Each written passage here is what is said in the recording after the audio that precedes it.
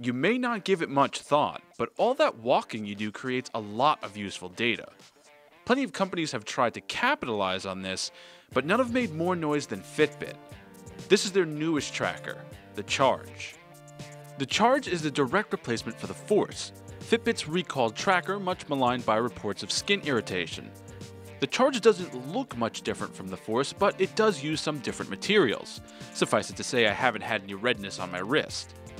In fact, the Charge is actually rather comfortable to wear. The soft touch rubber on the underside sits smoothly and never catches on hair. The band is the same sort of design you'll see on most Fitbit products, metal pegs that push in and lock into the rubber band. It's a bit annoying to take on and off, but this is less a problem as the rubber wears in a bit.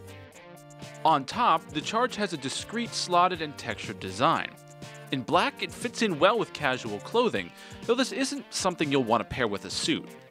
The built-in OLED screen is bright and clear even in the daylight sun. It's not exactly scratch resistant though. There's a small button just left of the screen that switches among various settings and data readouts on the Charge. It sticks occasionally, but it's in a good spot.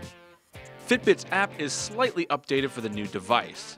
It retains the same basic layout seen in our review of the Flex, and that's not necessarily a bad thing. It lays all of the most essential information like steps, calories burned, and active minutes right on the first page, with each day getting its own screen. The big improvements for this generation? Automatic sleep tracking, which is a nice touch. The Charge assumes that when you lie still for a few minutes you've gone to sleep. Turned out to be pretty accurate so far as time spent snoozing is concerned, though it's hard to say exactly how accurate the intricate details of the sleep data are. There's also easier food tracking, which basically boils down to a larger library of pre-entered meals and food items. You have to enter the name of whatever you're eating to get its nutritional facts, which is honestly still too long of a process for anyone but the most diligent among us to stick to. It's largely the same otherwise, aside from things like flights of stairs climbed. What the Charge does is use an altimeter to work out that you're going up or down. From there, it counts a flight every 8 to 10 steps. It's decently consistent when tracking real-world stairs, but it's completely thrown off by a Stairmaster. The Charge does a decent job accurately recording steps. We tested it on a half-mile track and we got a result of 0.46 miles. It's a little under, but it is acceptable. You can also actively log a workout on the Charge by pressing and holding the small button next to the screen.